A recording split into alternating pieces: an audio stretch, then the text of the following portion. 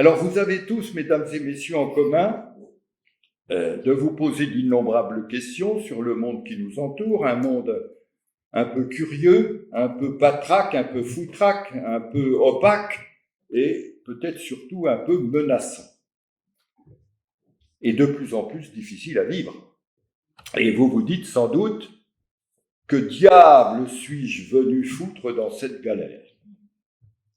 Alors ce monde aux normes précises, eh bien, c'est Roland Gori qui va vous en parler, mais je tiens toutefois à signaler aux lecteurs de notre lettre, alors ceux qui ne la reçoivent pas, c'est une lettre qui paraît à peu près tous les mois, ceux qui ne la reçoivent pas peuvent s'inscrire auprès de M. Alain Ragnatella, ils donnent simplement leur courriel et ils vont la recevoir.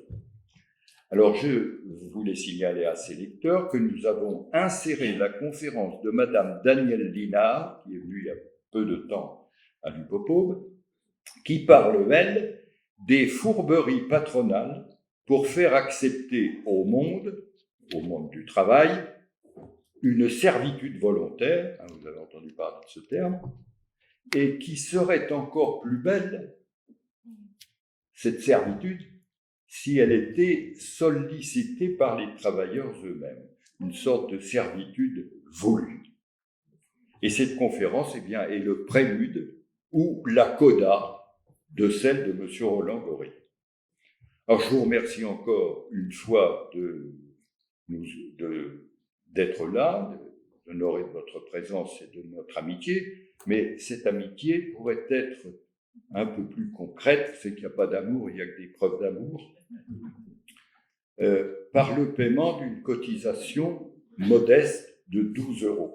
Alors, je déteste faire la manche, mais c'est grâce à cette cotisation que nous avons pu inviter Axel Kahn, Marc-André Sellos, M. Olivier Barbaran, poète, Mme Marilène Patou-Matisse et M. Bastien Dubuis qui ont fait de l'archéologie, M. Jean Lebrun de France Inter, Claudine et Serge Volikov, bien sûr, Thomas Suchon, Serge Dervet, et même Gilles Cohen-Tanouji qui nous a donné des nouvelles de l'univers. C'est pas rien, cette université populaire. Il nous a dit que ça pouvait durer encore un moment. Donc, soyez patients pour ceux qui attendent la fin. Alors, ces 12 €, c'est notre seule source d'énergie. Elle est modeste, mais ceux qui auraient honte de donner si peu pourraient donner davantage. Voilà, je vais donner la parole à M. Gori. Peut-être tu veux dire un mot très rapide. Non, je vais laisser parler M. Gori. Je pense que tout le monde... Je pense que tout le monde connaît le cinéma Utopia, qu'on a attendu avec impatience et qui est là, et que vous allez pouvoir découvrir pour ceux qui ne l'ont pas encore fait, mais ça répondait à un réel besoin de cinéma art et essai dans un lieu sympathique. Merci. Alors pour finir, une bonne nouvelle. Tout à l'heure, avant de partir, vous pourrez rallumer vos portables. Merci.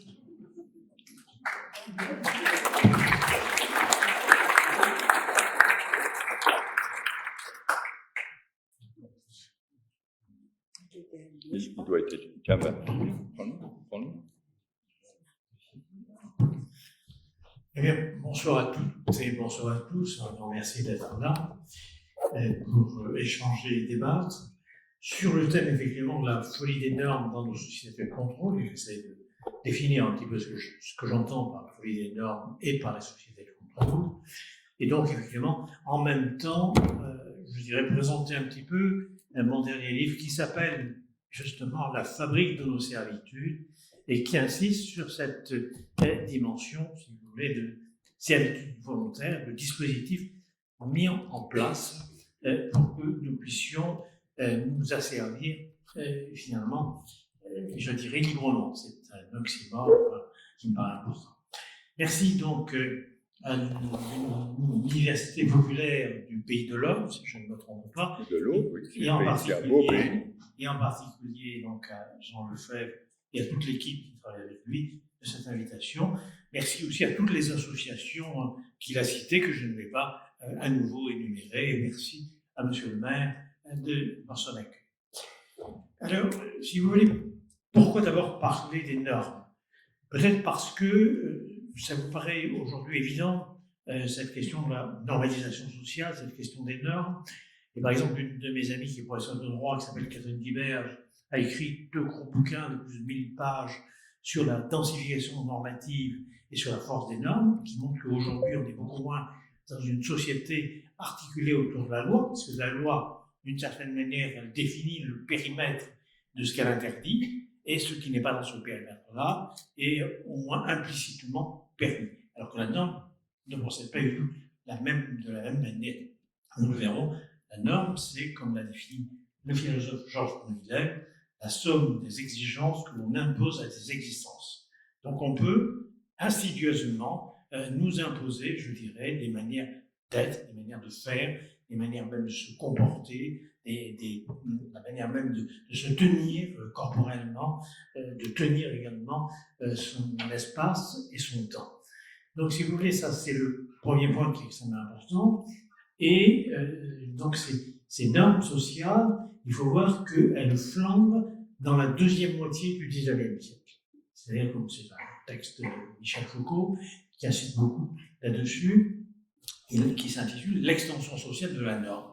C'est-à-dire que c'est dans la deuxième moitié du XIXe siècle qu'on voit arriver, et vous allez très vite comprendre pourquoi, par le truchement justement des exigences techniques, économiques, et, si vous voulez, scientifiques aussi, il faut bien le dire, on va avoir une espèce de rationalisation des comportements induits par la prescription de manières de se comporter qui se calquent sur les exigences de la technique. Les normes, c'est très simple.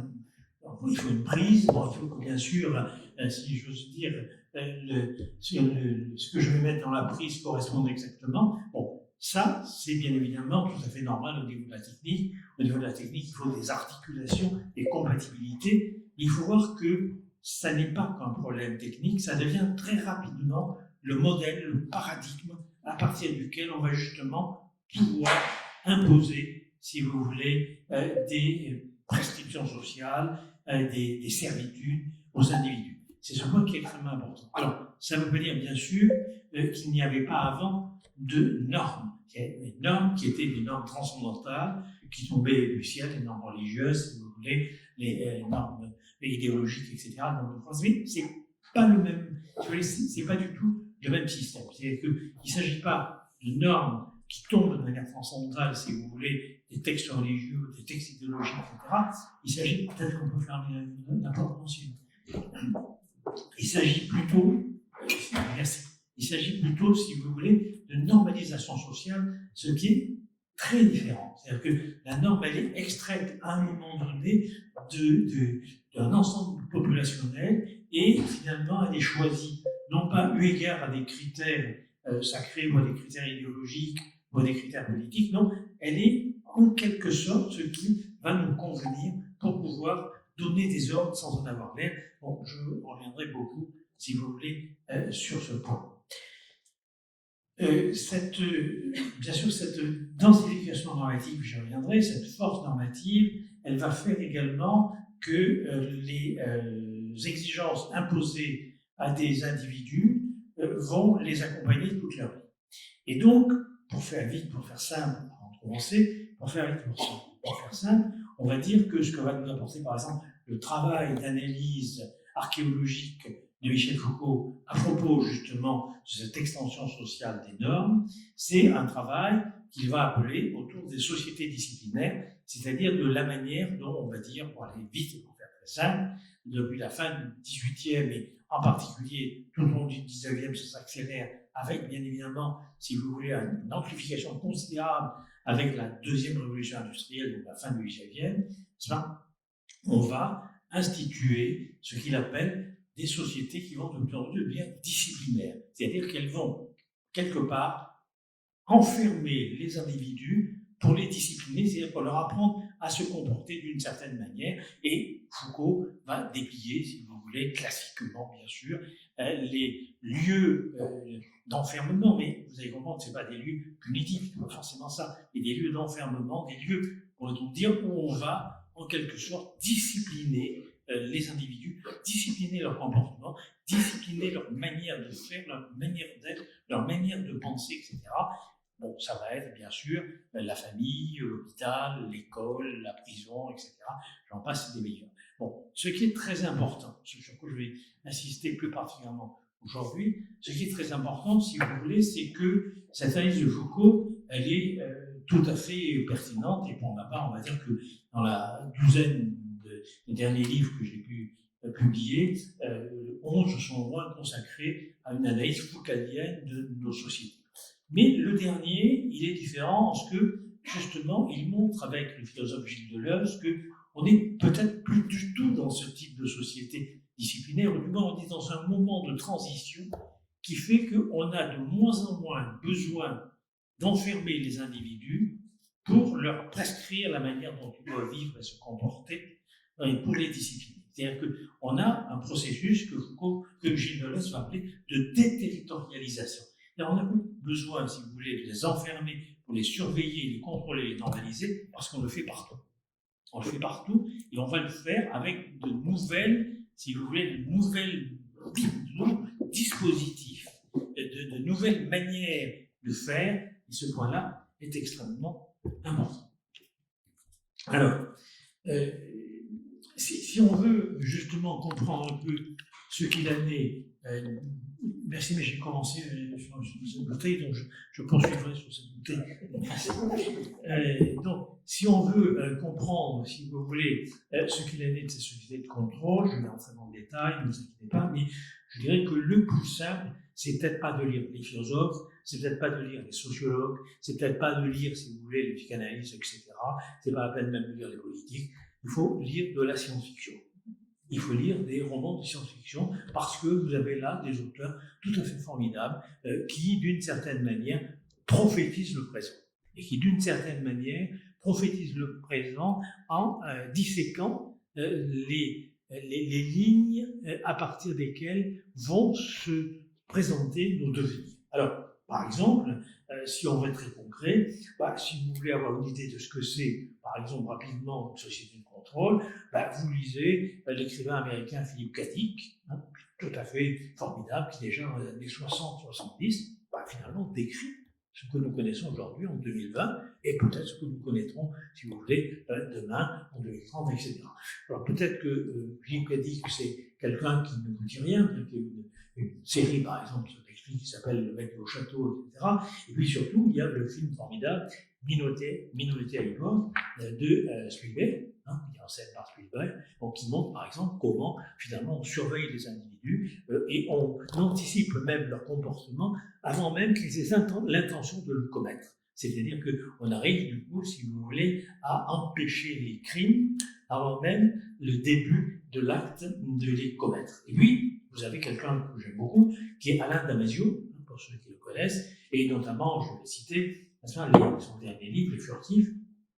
Dans le cas, il montre comment une intelligence artificielle, et c'est très intéressant parce que le terme d'intelligence artificielle est une foutaise, ça n'a rien à voir avec l'intelligence, comme Yann a beaucoup écrit là-dessus, on en parlera peut-être dans le débat, c'est pas le problème, mais en tout cas, c'est bien une toile dans laquelle nous sommes prisonniers et nous tendons, sans le vouloir, si vous voulez, à nous empêtrer. Et si vous voulez, dans cette toile-là, nos comportements sont en permanence capturés, nos données sont capturées, nous recevons également des tas d'informations qui sont des moyens de nous donner des ordres sans en avoir l'air.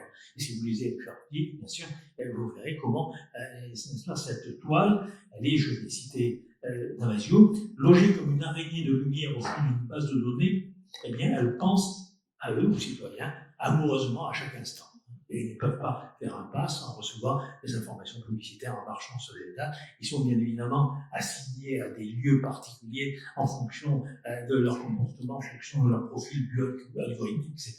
Ça, c'est pour demain. Il faut savoir que demain, vous allez avoir des capteurs, bien sûr, sur le corps, des puces un peu partout sur le corps. Vous allez en voir, bien sûr, sur les murs. J'ai fait une conférence avec des architectes, n'est-ce pas, là-dessus. Vous allez avoir des capteurs à l'intérieur des maisons qui sont reliés, bien sûr, à des dispositifs divers et variés en ville et autres. Et par exemple, vous allez très rapidement, n'est-ce pas, dans votre voiture à conduite automatique, à conduite autonome, n'est-ce pas? Eh bien, si elle est arrêtée à un feu rouge, votre volant va donner un signal à la cafetière qui devait se déclencher à 7 heures le matin. Vous allez avoir une demi-heure de retard parce que vous allez recevoir une base de données indiquant que le retard est estimé à une demi-heure et donc un décalage horaire au temps pour que la machine de café se déclenche. C'est pas de la foutaise, c'est déjà le cas. C'est déjà le cas. Et ce que je voudrais essayer de vous montrer aujourd'hui rapidement, c'est à la fois. Alors, je ne suis pas technophobe, hein. Ceux qui me connaissent le savent, j'ai une passion pour mon iPhone, mon ordinateur, j'adore converser avec ChatGPT, etc. Mais il n'y a pas de problème, c'est pas ça. Mais en quelque sorte, vous voyez, il faut bien voir que la technique, c'est la langue numérique, c'est comme disait Eusop, la meilleure et la pire des choses. Que donc elle peut devenir quelque chose de formidable, on parlera peut-être dans le domaine par exemple médical, mais elle peut devenir rapidement la pire des choses en tant qu'elle peut complètement, si vous voulez, contrôler les individus, contrôler leur vie sociale et d'une certaine façon fabriquer leur subjectivité. C'est ce qu'on va appeler une subjectivité assistée par ordinateur. Parce qu'il ne faut pas croire que la manière dont vous vivez, si vous voulez, socialement, la manière dont les normes sociales vous sont en quelque sorte imposées, ces normes-là demeurent quelque chose uniquement dans l'espace social. Donc, ça devient votre espace mental, ça devient votre espace psychique. C'est-à-dire que, n'est-ce pas, par la manière même dont vous êtes amené sur prescription insidieuse, n'est-ce pas, à vous comporter, si vous voulez, dans le social, eh bien, ces normes-là, elles sont intériorisées. Elles deviennent, n'est-ce pas, ce que Pierre Bourdieu, le sociologue, appelle des habitus, c'est-à-dire une disposition à agir et à penser d'une certaine manière.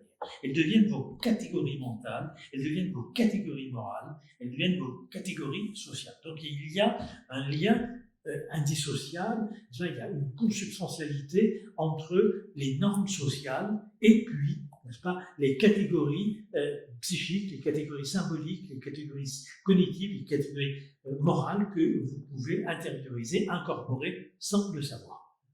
Donc, vous voyez, alors, je vais repartir de cette question, donc, si vous voulez, de la, entre guillemets, des nouvelles technologies, on va en parler dans le détail, mais peut-être d'abord bien comprendre, et je suis en polité pour citer Bertolt Brecht, bien comprendre, si vous voulez, ce qu'il en est justement de cette servitude qui n'a rien à voir, hein, c'est presque un oxymore que de parler de servitude volontaire, parce que ça n'a strictement rien à voir avec une obligation. C'est quelque chose de beaucoup plus insidieux.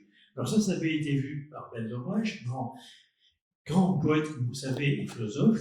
Il écrivait « Rien n'est pire que l'asservissement au culte, car si l'asservissement est manifeste, s'il est reconnu comme tel, il existe au moins une idée, un autre état, celui de la liberté. Mais si l'esclavage effectif est appelé par tous liberté, la liberté n'est même plus pensable, non seulement l'asservissement devient un état naturel, mais la liberté devient un état non naturel. » C'est ce point qui est extrêmement important, et Brecht, je ne sais pas si vous le savez, mais rejoint la fin du discours sur la servitude volontaire de la Boétie, parce que la Boétie s'inquiète en disant, bon, pour tous ceux qui ont connu un autre état, celui de la liberté, n'est-ce pas, il n'y a pas trop de problèmes, ils savent bien ce qu'ils ont perdu, ils savent bien ce qu'ils ont à reconquérir d'une certaine manière. Mais pour toutes les générations qui n'ont pas connu cet état, il dit, c'est la phrase de la Boétie, ils risquent de prendre pour un état naturel ce qu'ils ont trouvé à leur naissance. Et donc, vous voyez, le problème est là. On va y revenir, mais le problème est, Damasio en parle d'ailleurs dans les furtifs, le problème c'est par exemple des jeunes générations qui n'ont pas connu d'autre manière de vivre que les écrans, que les informations, etc. Et donc, si vous voulez, il n'est pas possible. Nous savons que nous sommes gentiment aliénés, n'est-ce pas, à nos écrans, etc. Pas de problème. Nous avons connu aussi autre chose. Nous avons connu, si vous voulez, d'autres modes d'être et de penser. Alors, apparemment, je reviendrai, vous voyez, il faut bien voir que cette domaine, je vais vous donner des exemples très concrets. Je ne sais pas comment c'est, hein, ne t'inquiète pas. Si vous prenez Waze, par exemple, Waze, ça vous permet d'éviter les bouchons.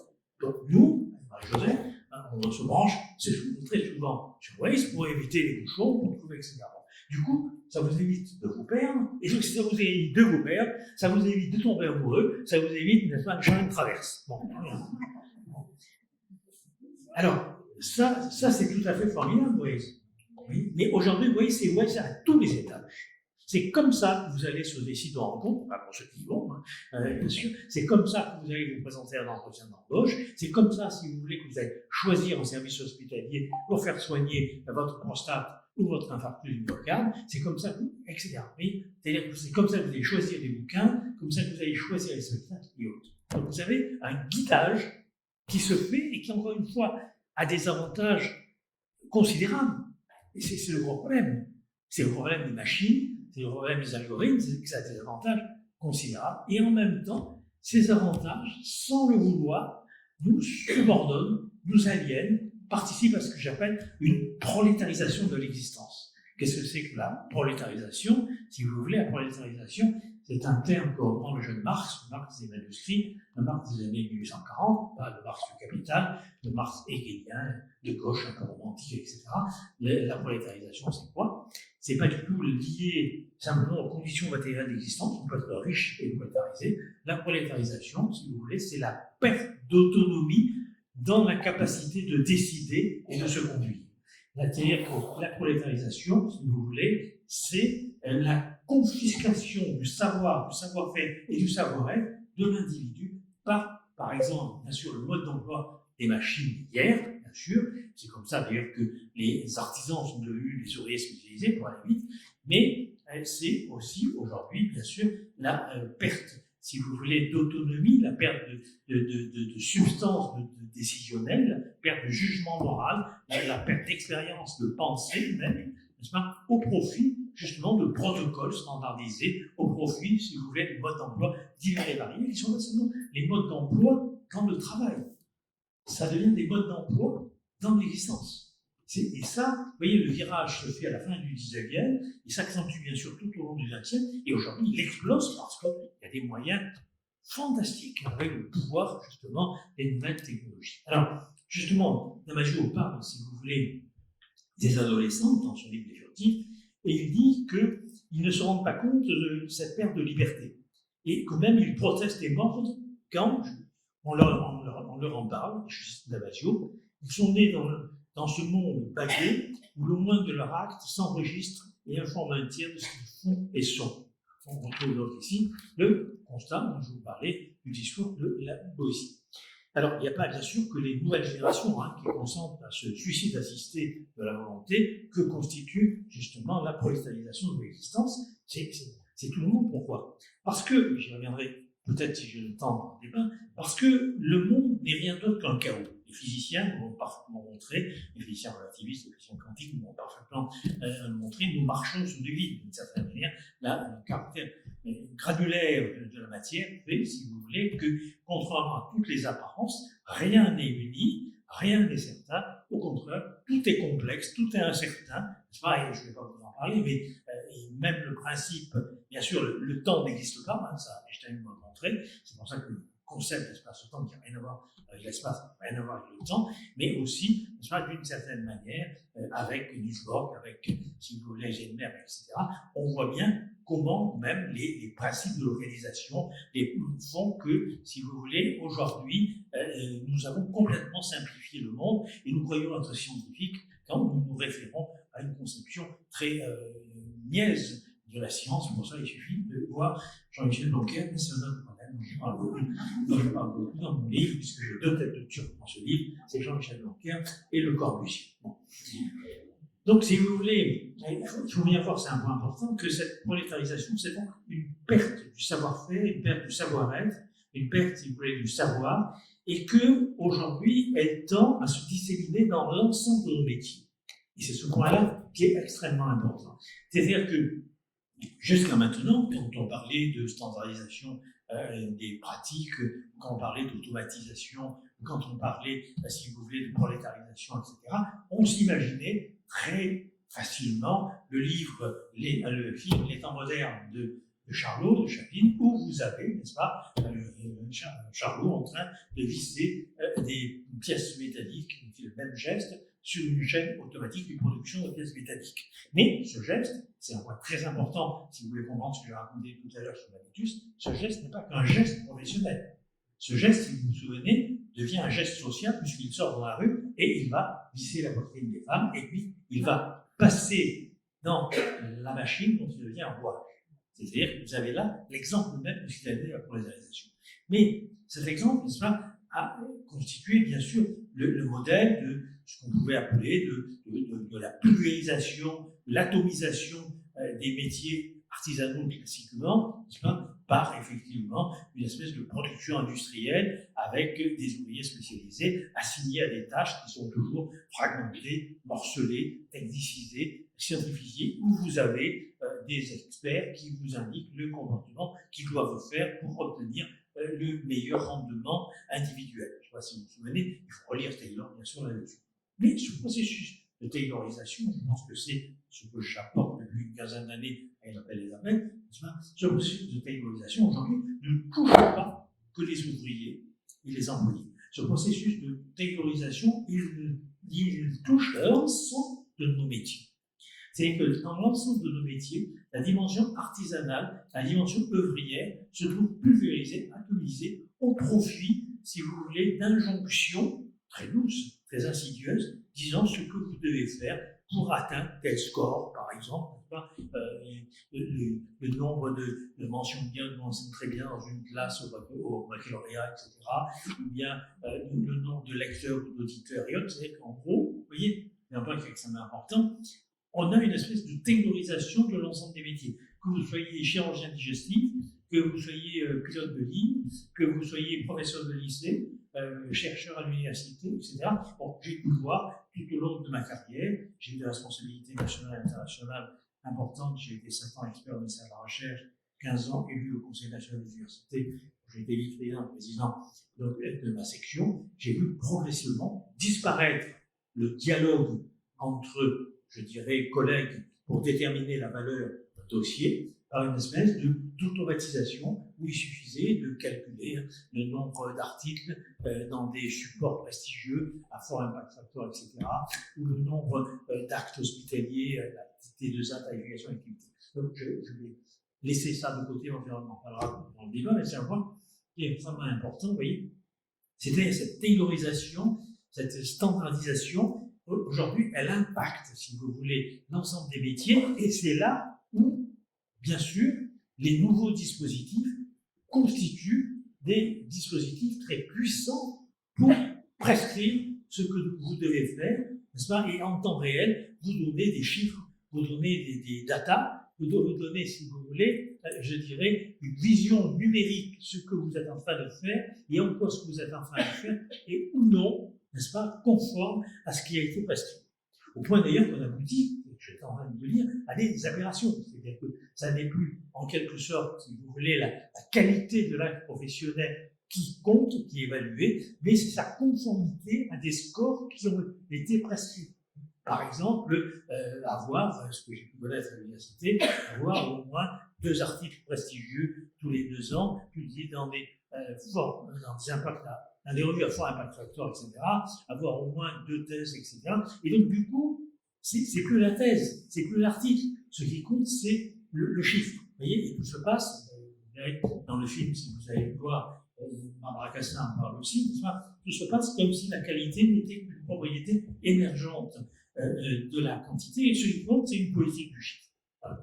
Et ça, il faut bien voir que c'est cela que va amplifier d'une certaine manière les nouvelles technologies. Alors, de la même manière, c'est pas seulement les chiffres que vous recevez, c'est aussi toutes les traces que vous donnez. Toutes les traces que vous donnez et qui vous sont convertibles elles-mêmes en chiffres, qui sont convertibles à l'information. C'est ce point-là qui est extrêmement important. Vous allez sur le net, hein. Par exemple, vous avez prévu un voyage à Ravenne. Très bien, donc vous allez sur le net, voir un peu Ravenne, etc. Voir un peu ce qu'il y a, vous avez comme hôtel, restaurant, musée, etc. Et vous recevez quelques temps après des propositions commerciales. Pourquoi? Parce que vous ne payez pas quand vous allez sur le net, mais d'une certaine manière, vous payez en laissant des traces de pas numériques qui sont stockées, vous voyez, et qui sont traitées et, je dirais, marchandisées par les GAFAM. Il faut savoir que les GAFAM ont un budget de 14 fois celui de la France. Donc, si vous voulez, pour la première fois peut-être dans l'histoire de l'humanité, on a l'exemple, si vous voulez, de puissance économique, politique, financière, culturelle considérable, sans qu'il y ait un État ou un peuple ou un territoire pour le définir. Les GAFAM, bien sûr, écrasent l'ensemble des budgets de la plupart des pays européens, du tiers-monde, etc. Et donc là, vous avez véritablement un État, et un État qui, sans que vous le sachiez, vous gouverne. Il faut le savoir, vous gouverne. Alors, la question qui se pose, c'est, bon, je vous ai parlé des adolescents, mais je vous ai dit, nous aussi, face à ce monde qui est un chaos, monde qui est un monde, bien sûr, le monde de l'environnement, mais qui est aussi un monde corporel, face à ce chaos, eh bien, d'une certaine manière, si vous voulez, les modes d'emploi, d'une certaine manière, les récits déjà constitués, d'une certaine manière, les éléments de langage, ils sont anxiolytiques et antidépressifs.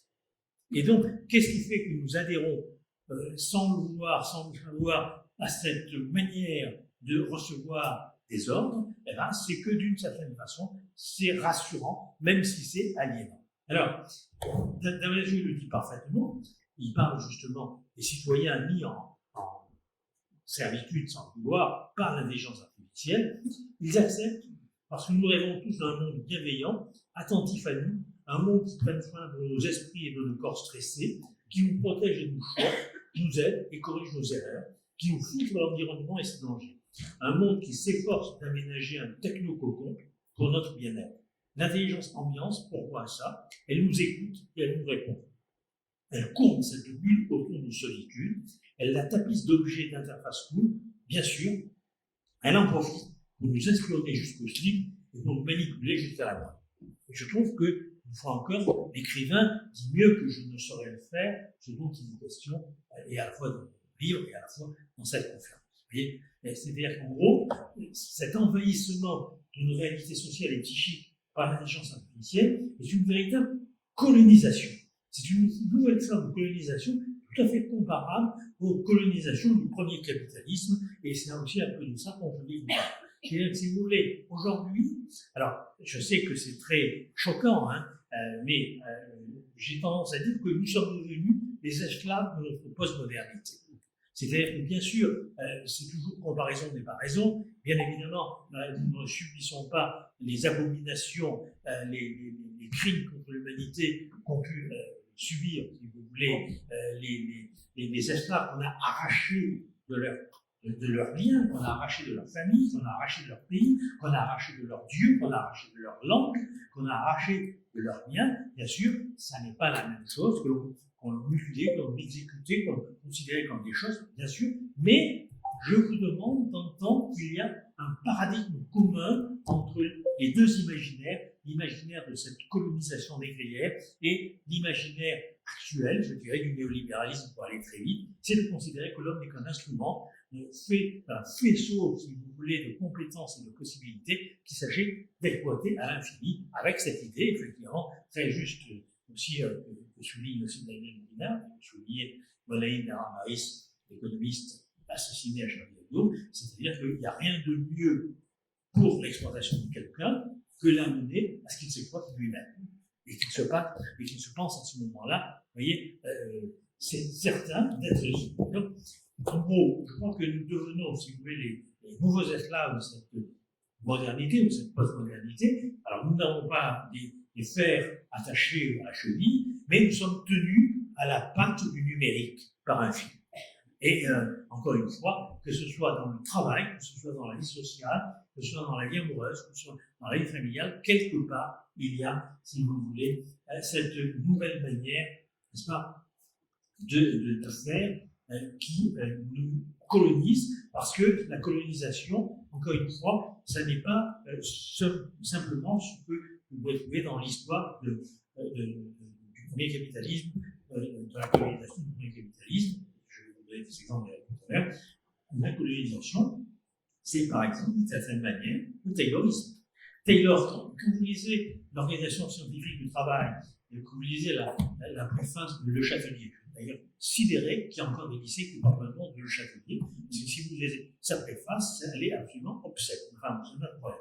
Eh bien, si vous lisez, si vous voulez, Le Chatelier et Taylor, eh ben, il est dit bien sûr que la taylorisation des tâches, n'est-ce pas, elle conduit à l'optimisation du rendement individuel par la prescription de séquences comportementales, mais elle dit surtout qu'en même temps, elle brise la solidarité sociale d'atelier, qui fait que, comme l'évaluation est individuelle et comme les prescriptions portent sur les individus, eh bien, la manière dont les compagnons peuvent ralentir la cadence, s'ils s'aperçoivent qu'ils produisent trop et que ça risque de faire mettre en chômage ou à la porte, si vous voulez, certains de leurs compagnons, justement, n'apparaît pas. Et donc, c'est ce qui se produit, je peux vous dire, c'est ce qui se produit à l'université, c'est ce qui se produit à l'hôpital, c'est ce qui se produit dans la salle de rédaction des journaux, c'est ce qui se produit, si vous voulez, un peu partout, c'est-à-dire l'évaluation individuelle qui passe justement par une critériologie quantitative, elle constitue le meilleur moyen pour séparer les individus, délier justement leurs rapports sociaux. Et ben, ça, c'est triste à dire, mais c'est typiquement, n'est-ce pas, la manière dont procède la colonisation, dont procède, n'est-ce pas, la traite négrière, c'est couper les liens. Et d'ailleurs, par exemple, dans les bateaux négriers, on ne mettait pas ensemble les mêmes populations africaines qu'on avait arrachées, n'est-ce pas, parce qu'elles pouvaient se parler. Elles essayaient d'avoir la même langue, d'avoir les mêmes, vous voyez, les mêmes critères. Et donc, on les mélangeait volontairement. Tout le problème, c'est l'aliénation, c'est supprimer le lien pour pouvoir exploiter de manière utilitaire les individus, les transformant en choses. Et cette rationalité utilitaire, elle est monstrueusement présente aujourd'hui. Et elle est le problème même de notre civilisation, jusqu'à détruire son humanité. Alors, dernière citation de Damasio, que je commence pour lui, qui dira que la colonisation se poursuit comme un troublisme qui nous est propre, et qu'elle a maintenant pour territoire d'invasion la réalité même.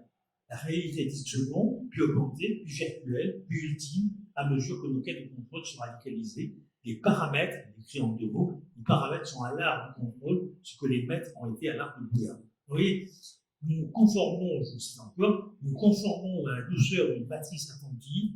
Inutile d'aller chercher du pouvoir là-dedans, comme on peut le faire par routine de pensée.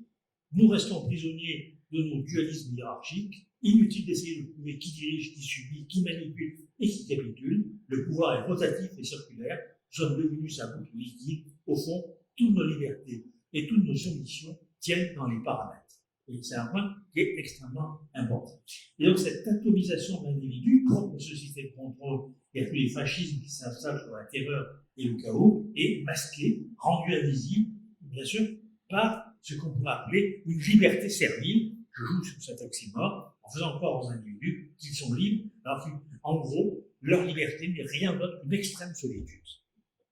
Une extrême solitude. Et j'ai fait un texte en Libération qui s'appelait « Seul, ensemble ». Mais je crois que nous sommes hyper connectés, mais pas en lien.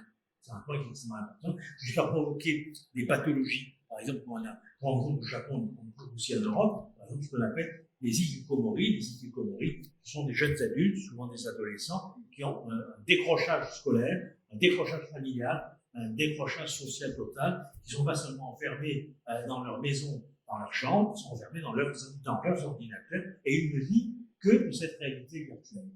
Ils sont hyper connectés, mais totalement solitaires. Le problème, c'est que ça devient un mode, en quelque sorte, de socialisation dans nos sociétés. Alors, pour commencer mon topo, pour introduire mon topo, je vais vous proposer un montage de citations rapidement. J'ai peur. Hein? C'est d'abord. J'ai peur. J'ai peur, oui, moi aussi. La première citation, elle est de Foucault. Pour comprendre, la norme est porteuse d'une prétention de pouvoir. La norme, ce n'est pas simplement, ce n'est même pas un principe d'intelligibilité, c'est un élément à partir duquel un certain exercice du pouvoir se trouve fondé et légitimé. Concept polémique de M. Canguilhem, M. Canguilhem est son directeur de thèse, peut-être pourrait-on dire politique. En tout cas, la norme porte avec soi à la fois un principe de qualification et un principe de correction. La norme n'a pas pour fonction d'exclure, de rejeter, elle est au contraire toujours liée à une technique positive d'intervention et de transformation à un projet normatif. Donc vous avez compris, on n'est plus, vous voyez, dans le rejet, le rebut humain, donc nous sommes tous intégrés. Et nous sommes tous intégrés dans une société de contrôle, n'est-ce pas? Nous sommes placés, dit Gilles Deleuze, sur des autoroutes de servitude. Alors comme il dit, les autoroutes, c'est pas fait, n'est-ce pas, pour cette mise en servitude, hein, c'est fait pour aller d'un endroit à un autre, etc. Et pourtant, l'autoroute est l'exemple même où vous êtes en permanence, n'est-ce pas, surveillé, contrôlé et corrigé. Eh bien, si vous voulez, les autoroutes de service du port de Leuze, c'est le nouveau paradigme de société de contrôle. Deuxième citation, elle est de Canguilhem, qui est notre maître à tous, si j'ose dire, pour définir justement ce que c'est la norme, mais aussi sa source. D'où elle vient la norme, puisqu'elle ne tombe plus du ciel, elle ne tombe plus, si vous voulez, du parti, etc. Elle ne tombe plus de la philosophie. La norme, encore une fois, elle est extraite d'autre chose, elle est extraite des rapports de pouvoir de domination sociale. Canguilhem écrit: s'il est vrai que l'expérience de normalisation est une expérience spécifiquement anthropologique ou culturelle, il peut sembler normal que la langue ait proposé cette expérience l'un de ses premiers choix. La grammaire fournit une matière de choix à la réflexion sur les normes. En fait, au XVIIe siècle, la norme grammaticale, c'est l'usage des bourgeois parisiens cultivés, en sorte que cette norme envoie une norme politique. La centralisation administrative au profit du pouvoir royal. On commence par les normes grammaticales pour finir par les normes morphologiques des hommes et des chevaux, en passant par les normes industrielles et hygiéniques. Vous voyez, la source de la norme, elle est là. Aujourd'hui, c'est plus les textes sacrés, c'est plus les textes philosophiques, c'est plus les grands récits, c'est pas ça. C'est les normes qui sont définies en fonction d'un rapport de domination et de pouvoir social. Alors, ces fonctions sociales et politiques des normes, dans la conduite et conduite d'un pouvoir, comme dit Foucault, se développent et s'étendent avec l'émergence d'une société disciplinaire qui l'analyse. Bon, mais on n'en est plus là, enfin, je vous le dirai. Nous sommes entrés dans un type de société où le pouvoir de la loi est en train non pas de régresser, mais de s'intégrer à un pouvoir beaucoup plus général, en gros, celui de la norme. Nous devenons une société essentiellement articulée sur la norme, ce qui implique un système de surveillance, de contrôle utopique, une visibilité incessante, une classification permanente des individus, une hiérarchisation, une qualification, l'établissement de limites, une mise en diagnostic. La norme devient le critère de partage des individus. Mais donc, nous sommes la transparence. Ça peut paraître tout à fait formidable, la transparence, c'est ça. Sauf que, à force d'être transparent, on ne vous voit plus. Mais c'est un problème.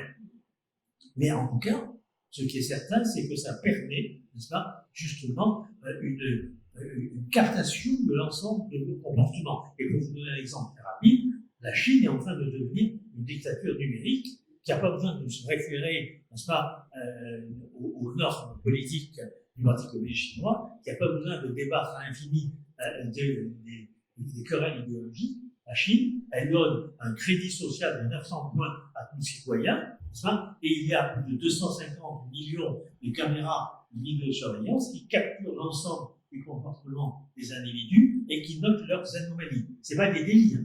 Ce n'est pas de la délinquance, c'est des anomalies. Et donc, chaque fois que le comportement est anormal, irrégulier, si vous voulez, il n'est pas pathologique, il n'est pas criminel, mais il n'est pas délictueux, il est anormal, eh bien, on défalque, comme le note permis à point, on défalque des points de ce crédit social. Et à partir d'un certain seuil, l'individu n'a plus le droit de voyager. S'il prend des billets d'avion, s'il réserve des hôtels, ils sont annulés automatiquement par les agences gouvernementales. Il ne peut pas aller dans certains établissements hospitaliers. Il ne peut pas aller dans certains établissements universitaires ou scolaires, etc. Et pour les entreprises, ça, elles peuvent être exclues des marchés publics. Et donc on peut tout à fait, je vais y revenir, parce que ne voyez pas que c'est une sorte chinois. Hein. C'est notre histoire de demain. C'est-à-dire qu'on peut aujourd'hui, n'est-ce pas, on peut aujourd'hui gouverner les individus uniquement à partir d'un traitement statistique des données et individuellement savoir ce que on leur prescrit de devoir faire pour être conforme à ce que l'on souhaite, n'est-ce pas, qu'ils choisissent. D'ailleurs, je finirai là-dessus si j'ai un peu de temps, c'est ce que j'appelle la politique des nudges, ça c'est pas les Chinois, c'est nous, hein. C'est Obama, c'est Macron, etc. Les nudges, c'est pas compliqué, et je vous en parlerai tout à l'heure. La politique des nudges, justement, c'est une politique où on manipule les données pour finalement envoyer les informations, les signaux que l'on veut, pour que les gens se comportent exactement comme on le souhaite, et en leur donnant l'impression que c'est eux qui ont choisi. Alors, si on veut comprendre donc, ce qui se passe aujourd'hui, nous sommes tout à fait, peut-être que vous, s'il n'y a pas de bruit, ça ne vous dérange pas. Alors, pour essayer de comprendre aujourd'hui ce qui nous arrive, il faut faire un pas supplémentaire par rapport à Foucault. Vous l'avez dit, il faut aller du côté de Deleuze pour comprendre que nous passons de société disciplinaire à une frénétique folie normative des sociétés de contrôle, sociétés postdisciplinaires. Bon, d'ailleurs, Foucault avait un peu anticipé, parce que dans son travail, je peux en parler là, de la naissance de la vie politique, il avait anticipé cela. Et donc, en gros, c'est Gilles Deleuze. Gilles Deleuze écrit, à un premier sens, la communication, la transmission et la propagation d'une information. Alors, une information, c'est quoi? Ce n'est pas très compliqué, tout le monde le sait, une information est un ensemble de mots d'ordre. Quand on vous informe, on vous dit ce que vous êtes censé devoir faire. En d'autres termes, informer, c'est faire circuler un mot d'ordre. Les déclarations de police sont appelées à juste titre des communiqués, ce qui revient à dire que l'information est exactement le système du contrôle. Alors, si on a un peu de temps tout à l'heure dans le débat, j'essaie de vous montrer que les sociétés de l'information, c'est les nôtres, les sociétés de l'information, c'est les nôtres, et que ça n'a strictement rien à voir avec une société où la parole est constitutive de l'espace démocratique. Parce que qu'est-ce que c'est que la démocratie? On se référait, n'est-ce pas, aux travaux de Claude Lefort. C'est, en gros, l'invention d'un espace dialogique de parole où on peut s'opposer sans s'exterminer à partir de débats argumentés aboutissant à ce que la bonne décision, elle soit à l'issue, justement, de ce travail de parole. Eh bien, l'information, c'est pas ça du tout. Et vous savez, nous sommes tout à fait en démocratie. D'ailleurs, si vous voulez vous en rendre compte, il suffit d'ouvrir la télé, vous vous apercevez que rien n'est fait pour que vous soyez invité à penser. On vous donne des informations. Et d'ailleurs, on vous donne de plus en plus des informations, si vous voulez, sur les faits divers. Je ne sais pas si vous avez remarqué, mais il n'y a plus aucun débat politique. Il y a des catastrophes, c'est vrai, elles sont tristes, mais il neige l'hiver, effectivement. Nous avons un peu déconné avec des règlements climatiques, donc ça déborde un peu partout, etc. Mais il n'y a plus rien du point de vue d'une invitation à la pensée politique. Le fait divers, disait Bourdieu, fait diversion. Nous sommes dans des médias de diversion. Alors, je voudrais maintenant essayer d'aller, bon, je vais vous parler de psychiatrie, mais on n'a pas le temps, on verra peut-être dans le débat, mais si vous voulez, je voudrais maintenant essayer justement de vous montrer qu'en gros, pour mettre en place justement ces dispositifs de ces fabriques de servitude, on va beaucoup utiliser bien sûr la médecine. Il y a une médicalisation existante, et le jeune neurologue a écrit il y a déjà en 2005 un livre qui s'appelle La santé totalitaire et sécurisation de l'existence. Un autre livre en 2008 qui s'appelle L'exilé de l'intime, la psychiatrie et la médecine au service d'une meilleure économie. Il va de soi que c'est pour votre bien-être, c'est pour votre santé qu'on vous dit combien de fruits et de légumes vous devez manger, qu'on vous dit combien de pas vous devez accomplir, etc. Bon, ça paraît c'est d'hygiène. Mais vous ne croyez pas que c'est simplement, c'est pertinent, hein, sur le plan, si vous voulez, sanitaire. Encore que c'est un problème. Bon. Mais c'est pas ça le problème. Le problème, c'est qu'il y a de plus en plus d'informations qui vous prescrivent ce que doit être votre vie, comment vous devez vous habiller, etc., comment vous devez vous comporter, etc. Alors, là, il y a vraiment une nouvelle économie des mécanismes de pouvoir qui se met en place et qui, de plus en plus, si vous voulez, dépiste précocement et férocement. Aujourd'hui, si vous voulez, c'est dans les crèches. On va remarquer, cet enfant, c'est drôle, il ne se bat pas, il n'est pas violent, il ne crie pas, etc., il ne pleure pas. Et donc, vous ne pouvez pas vous imaginer, mais il y a un flicage qui s'institue dès les crèches. Je peux vous en dire quelque chose, mais bon, on prend un bon exemple personnel. Bon. Donc, c'est quelque chose d'absolument stupéfiant. Dans tous les domaines, vous avez un dépistage précoce et féroce des comportements. Alors, par exemple, vous allez avoir des épidémies. C'est très à la mode. Vous avez maintenant, n'est-ce pas, l'épidémie de troubles de l'attention avec son hyperactivité, qui est 10 millions d'enfants américains qui prennent de la Ritaline le matin, n'est-ce pas. On a multiplié par 380% le nombre de dioxyde de cyanure. Bon, alors, vous allez dire, mais c'est pour le bonheur des enfants, etc. Sauf qu'à aucun moment, on se demande si la manière même de vivre, si la manière même justement de mobiliser leur intelligence, si vous voulez, par papillonnage, c'est-à-dire par dispersion, qui est propre aux sociétés de contrôle, puisqu'il s'agit de vous empêcher de penser, de vous empêcher de réfléchir, y compris, n'est-ce pas, bien évidemment, au niveau de l'école, y compris de l'université. Eh bien, si ça y est pour quelque chose. faut savoir que celui qui a inventé ce fameux syndrome de trouble de l'attention avec ou sans hyperactivité, Léon Eisenberg, quelques mois avant sa mort, en 2009, il l'a déclaré au Smiler, c'était une maladie totalement fabriquée. Je ne pensais pas que ça marcherait aussi bien. Mais ça faisait tellement plaisir aux parents de avoir l'information. Alors, on peut déplier à l'infini, mais s'il vous plaît, aujourd'hui, si vous ne souffrez pas du THDA, si vous ne souffrez THD, peu importe, vous souffrez de troubles oppositionnels d'opposition, vous souffrez de bipolarité, vous souffrez de dépression. Entre 1976 et 1997, le diagnostic de dépression a été multiplié par 8. Ça ne veut pas dire qu'on a 8 fois plus de déprimés. Ça veut dire que le seuil d'inclusion de quelqu'un dans le sac de la dépression s'est abaissé. Bon, alors je peux vous multiplier ça à l'infini, et surtout, il faut bien voir qu'aujourd'hui, ce qui est à la mode, c'est le neurogénétique. Donc, on va dire que c'est lié à des vulnérabilités génétiques qui ont été plus ou moins activées par la manière, par l'environnement. Et du coup, ça disculpe le patient et la société de son rapport aux symptômes dont il peut souffrir. Je ne sais pas si je suis clair. Donc, en gros, et ça, M. Blanquer a été super pour ça. Bon, il a tout compris. Hein. Bon. Donc, tout est neuro, et donc, effectivement, rien n'est social. C'est pour ça qu'il détestait Bourdieu. Il parlait des bourdieuseries. C'est vrai que moi, je déteste Blanquer, j'adore Bourdieu.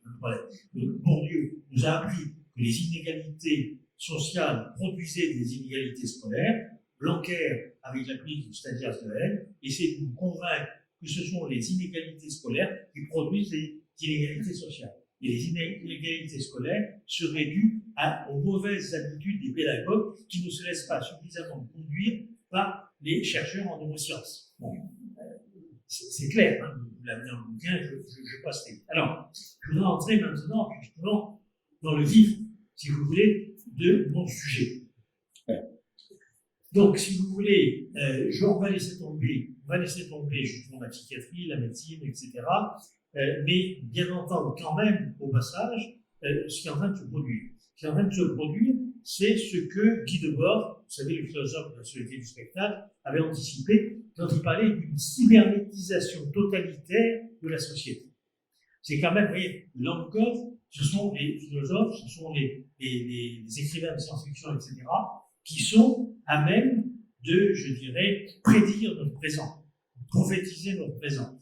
Il écrivait par exemple en 1962, en lui disant d'imaginer Paris. Et il écrit, par ce travail bien sûr, la cybernétisation totalitaire et hiérarchisée, le contrôle perfectionné sur tous les aspects de la vie des gens. Donc, vous voyez, c'est ça qui est en jeu. Et je ne sais pas si je vais le laisser seulement. Sinon, bon, peu importe, on va la laisser tomber. Je vais vous la donner en totalité. Mais une cybernétisation totalitaire et hiérarchisée, le contrôle perfectionné sur tous les aspects de la vie des gens, réduit à une passivité maximum à la production automatisée, comme dans une consommation entièrement orientée selon les mécanismes du spectacle. C'est d'ailleurs au début de tel processus de cybernétisation que nous semblons découvrir. Donc, vous voyez, il faut bien comprendre que nous avons là quelque chose, vous voyez, qui est justement de l'ordre, en quelque sorte, d'une nouvelle forme de colonisation, qui ne passe pas par le territoire géographique et la prédation des individus à des fins d'exploitation utilitaire par des négriers, mais qui passe par une colonisation des territoires sociaux, symboliques, psychiques. Pour vous donner un exemple, je vous donnerai l'exemple d'un événement qui, j'espère, vous sera parlant, parce que dans ce que je vais vous raconter, je vais essayer de traduire ce que je vais vous dire par les langues aujourd'hui que sont le numérique. C'est-à-dire que ce dont il est question, vous allez le comprendre par rapport à ce que je vais vous raconter, aujourd'hui, l'humanité, c'est quoi? L'humanité, c'est ce qu'elle mange. Aujourd'hui, qu'est-ce qu'elle mange? Elle mange le numérique. Donc, en quelque sorte, nous nous fabriquons un espace social et un espace mental entièrement colonisé par un flux de langue. Ce flux de langue, c'est le numérique. De la même manière, et tout à fait, si vous voulez, de la même manière tout à fait subsidiairement et naturellement, aujourd'hui, par exemple, la seule chose qui compte, vous savez, c'est l'anglo-américain. Dans les universités, pour ceux qui connaissent, n'est-ce pas, la seule chose qui compte, c'est parler anglais, écrire anglais, publier dans des revues anglaises. Et nous ne nous rendons pas compte que nous mangeons une langue qui fabrique nos rêves, qui fabrique notre vision du monde, qui du coup va nous prédisposer à accepter plus facilement une civilisation qui n'est pas forcément historiquement la nôtre.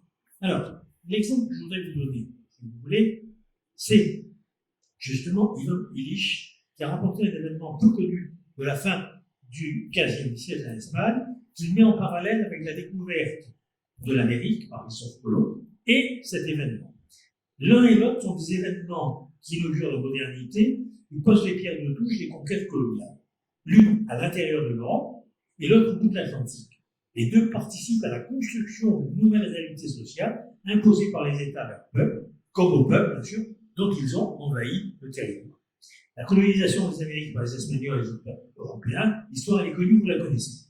La colonisation des langages parlés par les sujets espagnols de la reine Isabelle de Castille, par la nouvelle langue officielle imposée par l'État, moi en tout cas, elle m'était inconnue, jusqu'à ce que je découvre ce texte de Illich. Elle est l'exemple même de ce processus de normalisation dont je parlais tout à l'heure avec Louise. Antonio de la Cala, plus connu sous le nom de Nebrija, écrit à la reine Isabelle la catholique, reine de Castille, en lui suggérant de mettre un terme à la multiplicité des parlers populaires, des parlers vernaculaires utilisés par le peuple espagnol, et d'imposer à tout le peuple espagnol une seule langue, sa langue à elle, le castillan. L'Empire a besoin du langage autant que de l'épée pour coloniser les peuples et soumettre les sujets à une nouvelle forme de dépendance. Il écrit, Nebrija, le 18 août 1492, mon illustre reine, chaque fois que je médite sur les témoignages du passé qui ont été conservés par le futur, la même conclusion s'impose à moi. Le langage a toujours été le conjoint de notre vie et il le demeurera à jamais.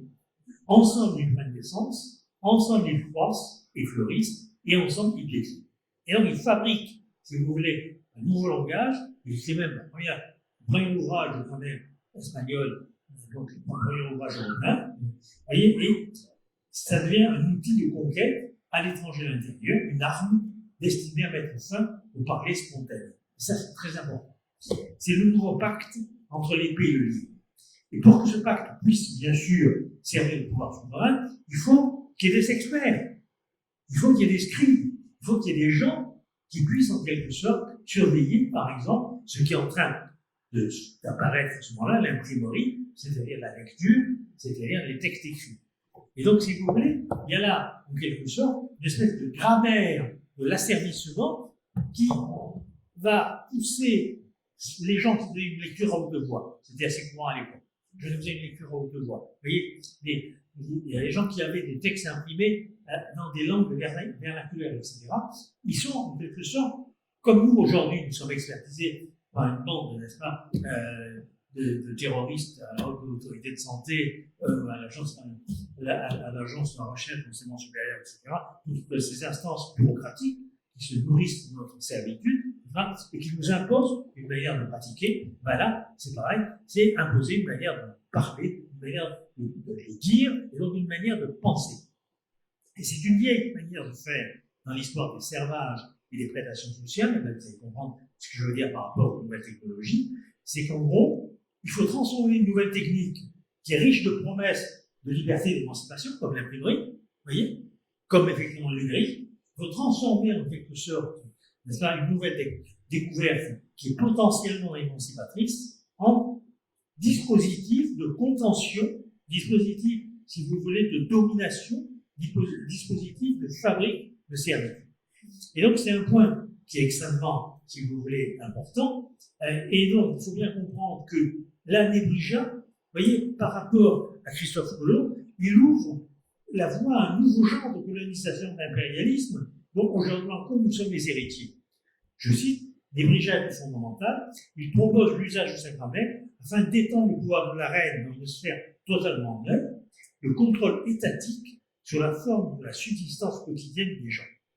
Et si vous vous souvenez, n'est-ce pas, ce qui s'est passé en 1492 là, nous en avons été les héritiers au nom des unités nationales au XIXe siècle, n'est-ce pas, et même au début du XXe. Par exemple, pour combattre le patois populaire des provinces au profit de la langue nationale, la langue des bourgeois parisiens, n'oubliez pas le dilemme, Eh bien, au début du XXe siècle, en Provence, par exemple, mes aïeux avaient l'interdiction de parler provençal, et en classe, il y avait un écriteau qui disait il est interdit de cracher par terre et de parler provençal.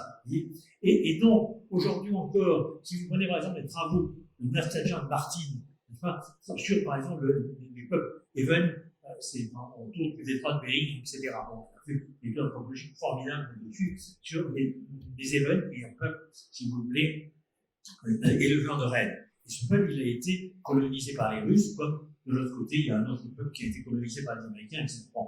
Et ben, ce qui est intéressant, c'est de remarquer que justement, n'est-ce pas, elle rapporte, elle est allée au Kamchatka interroger des gens de ce peuple, et si vous voulez, il y a une femme qui lui raconte, elle lui dit, dès le plus jeune âge, on a été enlevés à nos parents par les Russes pour être élevés dans des internats où il nous était interdit de parler notre langue. Elle dit, j'ai appris le russe par la suite à la baguette, parce qu'à l'école, on nous frappait lorsqu'avec d'autres enfants éveillés, nous parlions notre langue. Et donc les révoltes commencent par la bouche, mais la servitude aussi. C'est un point important. Là, j'ai pas de temps à en parler. Je voudrais avancer. J'ai encore 5 minutes. Oui. 5 minutes, c'est bon? Oui, 5 minutes, et pas bon, on fait la discussion. D'accord. Alors, si vous voulez, pour faire vite et pour faire simple, j'ai à peine commencé, hein, c'est pas grave, on continuera à en parler tout à l'heure si vous voulez, mais il faut bien voir qu'aujourd'hui, il y a une espèce de monopole, vous voyez, qu'en gros, la domination, elle commence par la langue. Que cette langue, ce soit la langue numérique, ou que cette langue, ce soit la langue englobée. C'est un point important, et je voudrais vous citer, alors, dans l'ouvrage, je cite beaucoup 3 auteurs, c'est Achille Mbembe, Patrick Chamoiseau et Édouard Glissant. Et Édouard Glissant écrit par exemple cette chose extrêmement importante sur la manière dont la langue peut constituer le vecteur d'une résistance et donc peut constituer, si vous voulez, le vecteur d'une émancipation. Édouard Glissant écrit la défense de la langue est irrémédiable parce que c'est par cette défense qu'on s'oppose à la standardisation qui proviendrait par exemple d'une universalisation de l'emploi américain de base. Je dis que si jamais cette standardisation s'établit son nom, ce n'est pas seulement la langue française ou la langue italienne ou la langue créole que cela menacerait, mais d'abord la langue anglaise. Parce que la langue anglaise cesserait d'être une langue avec ses obscurités, ses faiblesses, ses triomphes, ses élans, ses vigueurs, ses reculs, ses diversités. Vous voyez, c'est cela qui est extrêmement important. Si vous voulez voir le film, vous verrez, on va casser un pas au bout de Globish, la langue anglo-américaine qu'on nous impose, c'est pas l'anglais de Shakespeare, c'est le Globish, c'est l'anglais commercial, etc. Vous voyez, alors, il faut voir justement que, en gros, je vais vous casser simplement les choses pour terminer. En gros, aujourd'hui, nous sommes en panne d'imaginaire. Aujourd'hui, le problème, c'est pas la gauche, c'est pas les idéologies, c'est pas les théories politiques, c'est pas ça. Nous sommes en panne d'imaginaire et nous sommes entièrement colonisés par ce qui est fonctionnel, ce qui est utile, ce qui est efficace, ce qui est rapide. C'est-à-dire que nous sommes entièrement colonisés par le modèle même de la machine. Que cette machine, elle soit matérielle, ou que cette machine, elle soit algorithmique, c'est-à-dire immatérielle. Dans tous les cas, c'est cela qui est en train de se substituer à nos capacités sociales et subjectives de penser. Alors, il faut bien voir que justement, c'est là où nous risquons, ce que Pasolini a déjà tellement anticipé, nous risquons de nous soumettre sans le vouloir à un technofascisme insidieux. Et ce technofascisme insidieux, il passe justement par la manière dont nos métiers changent, dont nos métiers sont métamorphosés. Et je voudrais vous donner encore une citation. C'est une citation de Ken Loach, que vous connaissez, qui est un réalisateur de génie. Ken Loach, qui écrit « Avec le temps, ça a été de plus en plus contrôlé. Plus les années ont passé, plus le format de ce marché en termes d'audience s'est développé et rigidifié. Tout s'est bureaucratisé, hiérarchisé. Et comme dans toute industrie, et l'art de l'industrie, comme dans toute industrie, la pression sur la production s'est fortement intensifiée. La tendance est à la réduction des équipes et à la multiplication de managers qui, pour justifier leur position, se doivent intervenir dans tous les domaines, du scénario au casting. Dans les années 60, il ne vous disait pas par quels acteurs vous deviez engager. Alors, ce que nous dit là Ken Loach, c'est vrai dans tous nos métiers. Et dans tous nos métiers, on a une espèce d'obésité bureaucratique, n'est-ce pas, de managers qui se mêlent de tout et de n'importe quoi sans avoir la connaissance du métier. Et que les hommes les femmes de métier doivent se soumettre, n'est-ce pas, à ces informations qu'on leur donne pour être concurrentielles. Alors la concurrence, je n'ai pas le temps de vous en parler, mais la concurrence, c'est typiquement le principe cardinal du néolibéralisme qui n'a strictement rien à voir avec le libéralisme classique. Parce que le libéralisme classique, si vous voulez, c'est moins ouvert, mieux on se porte, c'est le marché qui décide. C'est-à-dire, si vous voulez, c'est les physiocrates qui disent, par exemple, le véritable prix du grain de blé, c'est la bénédiction du marché qui le dit. C'est le marché qui le dit. Le néolibéralisme, c'est pas ça du tout. C'est un faux ami. Le néolibéralisme, c'est pas ça. Le libéralisme, c'est en quelque sorte que, non, l'État n'est pas mis à l'écart, c'est pas le marché qui fait tout seul. C'est les États doivent se mobiliser, s'aligner selon les critères du marché et doivent en quelque sorte coloniser l'ensemble de leurs services publics et l'ensemble de leurs citoyens sur ce principe-là. C'est-à-dire ils ont une mission civilisatrice de devoir faire entendre aux gens que le meilleur, c'est la concurrence qui le dit. Or ça, c'est exactement ce que disait Spencer au début du XXe siècle, c'est-à-dire, Spencer disait, il faut laisser faire les lois de la nature, n'est-ce pas, parce que le meilleur ressort d'une lutte naturelle, que ce soit au niveau de la cellule, au niveau des organes, au niveau de l'individu biologique, au niveau de la race, au niveau de la société, au niveau de la famille, etc. C'est en gros, il ne faut pas protéger les plus vulnérables, les malades, les débiles, les plus vieux, etc. Il faut les laisser, en quelque sorte, parce qu'il faut laisser faire la nature. Vous voyez, il faut donc organiser selon ce principe-là. Or, vous le savez, ce principe-là, n'est-ce pas, de concurrence et de sélection des meilleurs, c'est ce que, justement, c'est ce que les nazis ont, en quelque sorte, prouvé dans la philosophie spencerienne, les principes philosophiques de leur conquête de l'espace vital à l'Est, avec cette idée de sélectionner les meilleurs par la lutte naturelle des races. Et le néolibéralisme ne fait rien d'autre que reprendre à son compte la philosophie spencerienne, dont on ignore que non seulement elle vient valider, bien sûr, la politique nazie, mais elle vient valider la politique actuelle, n'est-ce pas, de l'Europe et des États-Unis, enfin de l'Occident, pour aller très vite. C'est ce point-là qui est essentiel. Donc, tant qu'on n'aura pas touché à ça, n'est-ce pas, il n'y aura pas de changement politique. Ça n'est pas possible. Alors, pour faire simple et pour terminer, il faut bien comprendre que ce que je vous ai dit très vite, très rapidement, mais il n'est pas possible en une heure, bien sûr, de déplier l'ensemble, si vous voulez, de ce thème de recherche, mais il faut bien comprendre que ça ne veut pas dire qu'il faille casser les machines, comme les caïnus ont pu le faire par révolte, qu'on doit casser les algorithmes, qu'on doit supprimer les écrans, etc. Ça ne veut pas dire qu'on doit casser la physique, les mathématiques, tout ce qui est rationnel. C'est pas ça du tout. Il faut que nous acceptions cette idée, c'est là-dessus que je voudrais terminer, de la nécessité d'une diversité. La biodiversité, c'est pas la biodiversité simplement des espèces animales, des espèces végétales, des espèces humaines. La biodiversité, c'est une biodiversité des savoirs, c'est une biodiversité des manières de faire, c'est une biodiversité des pratiques. Il faut que nous entrions dans ce qui nous apporte, si vous voulez, Edouard Glissant, quand il oppose à la mondialisation ce qu'il appelle la mondialité, qui est une créolisation. Et la créolisation, c'est pas un mélange, c'est pas un métissage. Il insiste beaucoup là-dessus. C'est la possibilité du divers. Ce qu'on trouvait déjà à la fin de Lévi-Strauss dans son livre Lévi-Strauss. Donc c'est ça que je vous dis. Ce que je suis en train de vous dire, c'est qu'en gros, c'est pour ça que je déteste ce qu'a fait Blanquer, n'est-ce pas? J'ai rien personnellement pour Blanquer, mais sa politique a été infâme.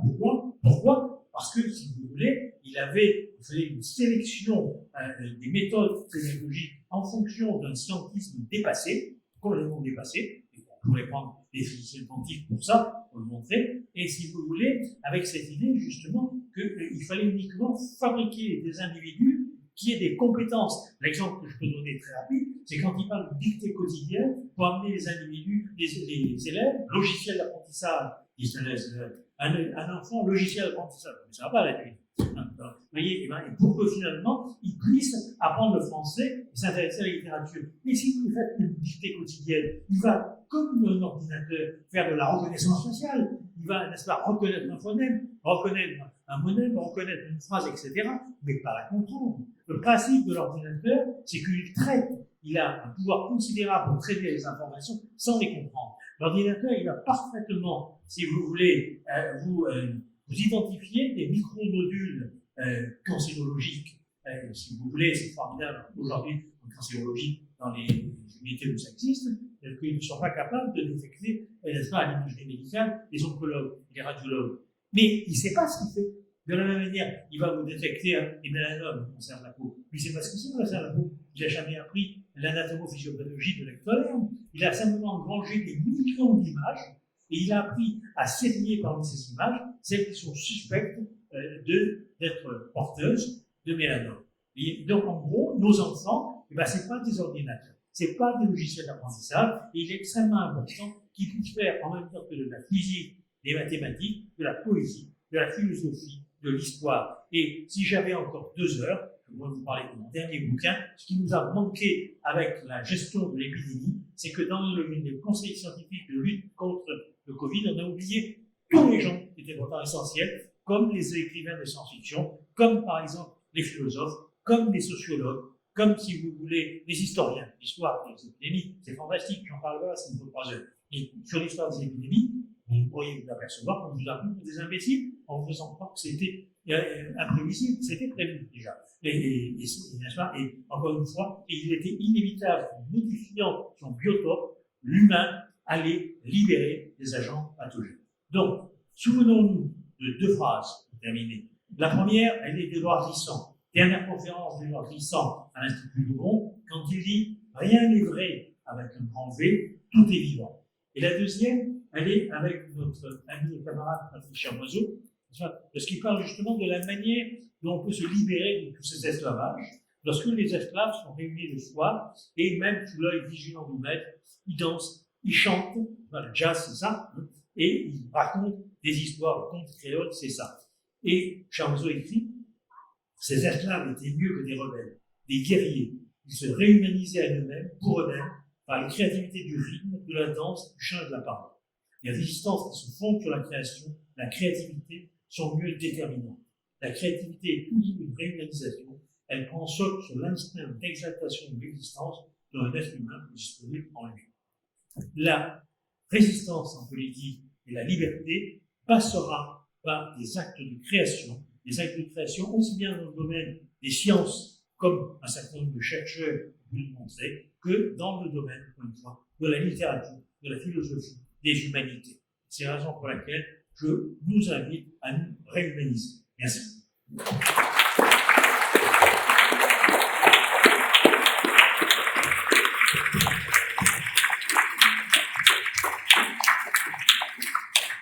Nous avons 11 minutes pour poser des questions.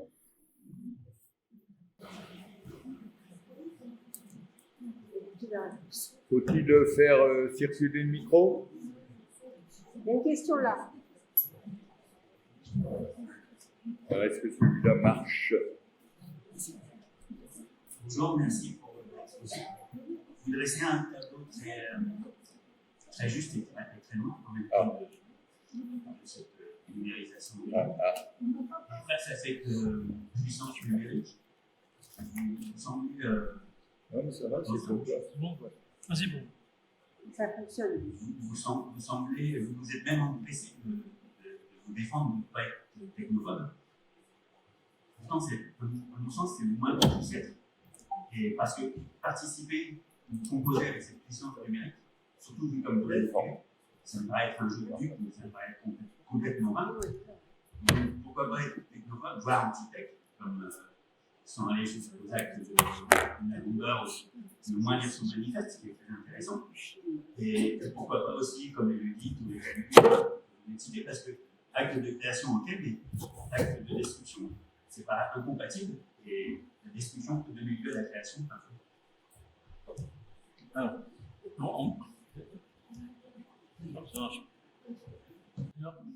merci. Oui, on pourrait tenter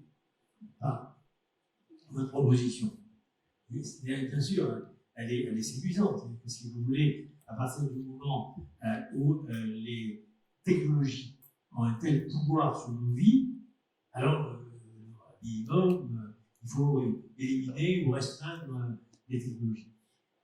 Moi, j'ai plutôt le sentiment que, je vous ai dit au niveau des autres, la langue est la meilleure et la pire des choses, qu'il en va de même des techniques.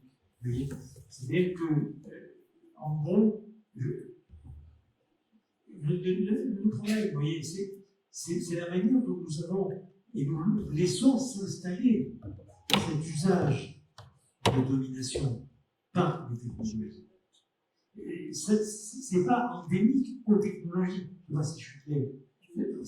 Là-dessus, il y a un grand débat. Alors, ce que vous dites, bon, c'est intéressant. Ce que vous dites, par exemple, quelqu'un comme Jacques Ellul, par exemple, considère qu'effectivement, il arrive un moment où, et notamment, des techniques sont tellement interconnectées que l'humain perd la possibilité même de l'unifier. Moi, j'en sais rien. Peut-être. Je voudrais quand même d'abord essayer, si vous voulez, d'empêcher, je vous dirais, cet usage qui me paraît pervers de techniques qui, par ailleurs, peuvent être formidables. Je pense que, par exemple, dans le domaine médical, si vous voulez, il y a quand même des découvertes, c'est même sûr, il y a des découvertes tout à fait fantastiques qui ont été apportées depuis toujours par la technique. Marie-Josée, vous en parlez mieux que moi, après 40 ans de vie hospitalière, mais je pense que vous en parlez. Bon, nous en parlons peut-être tout à l'heure après les films. Si vous voulez, c'est comme si on. Enfin, vous comprenez, pour voir notre exemple. C'est l'exemple de Socrate et Platon. Socrate, son enseignement était oral. Et il considérait, si vous voulez, que le passage à l'écriture allait priver des exigences que pose l'enseignement oral. Par exemple, la mémoire, par exemple, la réflexion, etc.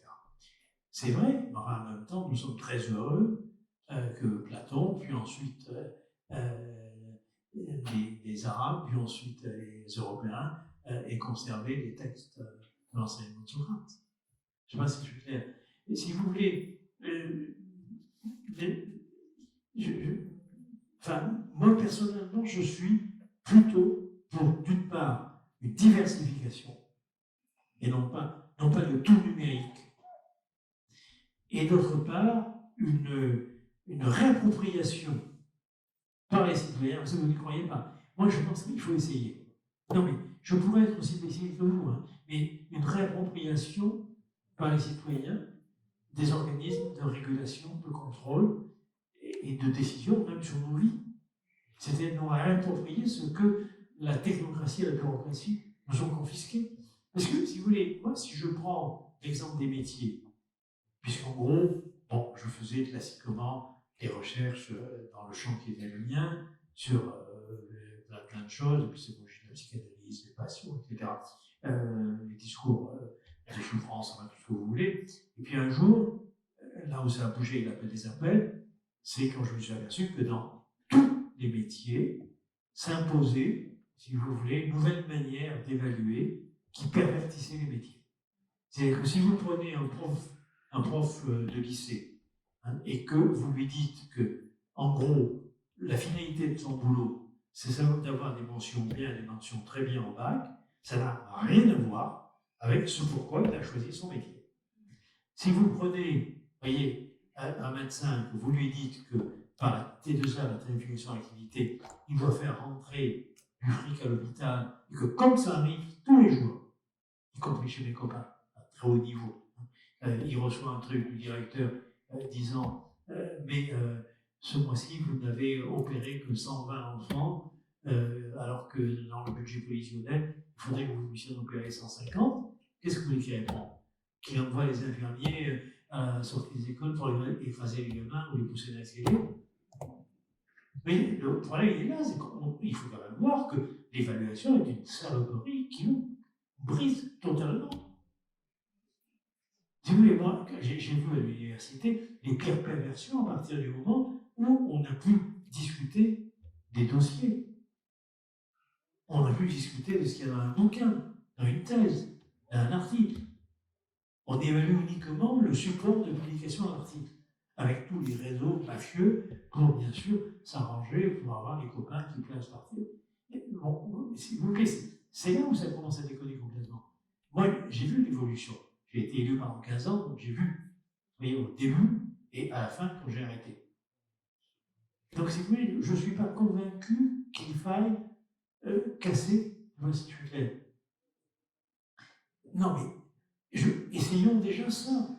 Pourquoi est-ce qu'on accepte, et ça coûte la peau des fesses, des instances bureaucratiques toutes puissantes qui définissent ce qu'on doit faire et qui souvent, si vous voulez, ne définissent ce qu'on doit faire que par l'impact d'une logique qui est celle du principe de concurrence et de la marchandisation de l'existence. Pourquoi est-ce qu'on doit accepter à la télé d'avoir 5 minutes sur la neige à Noël, 3 minutes sur les effondrements, c'est terrible les effondrements, je vais bien placer, je vais de Marseille, bon, d'immeubles, 4 minutes sur ceci, 3 minutes sur cela, puis 30 secondes sur l'Ukraine, 10 secondes sur les déclarations concernant les retraites, concernant les nouvelles taxes. Il y a un truc qui ne va pas. Et qu'est-ce qui fait, qu'est-ce qui fait que nous acceptons, vous voyez, d'être perfusés par des conneries, qu'on peut dire. Les améliorations, vous l'avez dit. Hein? Les améliorations qu'on nous promet avec. Vous l'avez dit vous-même. Oui, mais il y a des améliorations qui sont vraies et d'autres qui sont fausses. C'est-à-dire que, si vous voulez, le problème majeur, c'est que nous sommes, donc, comme disait Guy Debord, une société du spectacle, où le vrai est un moment du faux, c'est Guy Debord, une très belle phrase. Et il dit que le spectacle n'est rien d'autre que le lieu où la marchandise se contemple elle-même. Donc, si vous voulez, aujourd'hui, en gros, c'est comme si nous avions tous à nous vendre et à vendre ce que nous faisons. Et nous devons justifier ce que nous faisons pour nous faire pardonner d'exister. Et ça, c'est insupportable. Alors, c'est ce qui se passe dans tous les métiers. Pourquoi est-ce que vous croyez, n'est-ce pas, que l'hôpital se vide? Nous avions un des meilleurs systèmes de santé du monde. Nous l'avons laissé se détruire. C'est nous qui l'avons aussi laissé se détruire. Oui. C'est que, en gros, alors pourquoi, je t'amuse là-dessus, pourquoi est-ce que vous voyez, elle est malheureuse, l'autre fois, je ne sais plus trop où, mais peu importe. Là, si vous voulez, ah oui, je dans une conférence à l'hôpital à Paris. Par exemple, souvent, les soignants ont l'impression qu'ils manquent de moyens, c'est vrai. Et que donc ils manquent de moyens parce que finalement on ne crée pas des postes, etc. Et que c'est pour des raisons de fric. C'est pas vrai. C'est pas vrai. C'est pas pour des raisons de fric. Hein. Quand vous imaginez tout le fric qu'on dépense sur cette putain de planète pour des conneries, c'est pas ça. C'est parce que si le personnel travaille à flux tendu, il n'a pas le temps, comme avec Taylor, de se parler, de réfléchir et de résister. Donc, si vous voulez, quand vous travaillez à flux tendu, vous êtes soumis à toute une série d'actes à accomplir que vous devez faire le plus vite possible pour atteindre un chiffre. Un chiffre qui est une bêtise, parce que c'est n'importe quoi. Vous voyez? Bon, commençons par là. Après, je verrai si effectivement on arrive déjà à se libérer de cette tutelle technico-financière pour pouvoir faire notre boulot. Quand on me demande mais comment on résiste, je dis souvent mais la première forme de résistance aujourd'hui, c'est de faire son métier. Sans tenir compte de la curatelle technico-administrative qu'on nous impose. Très bien. J'applaudirai. Bon, mesdames et messieurs, nous vous libérons, nous nous excusons.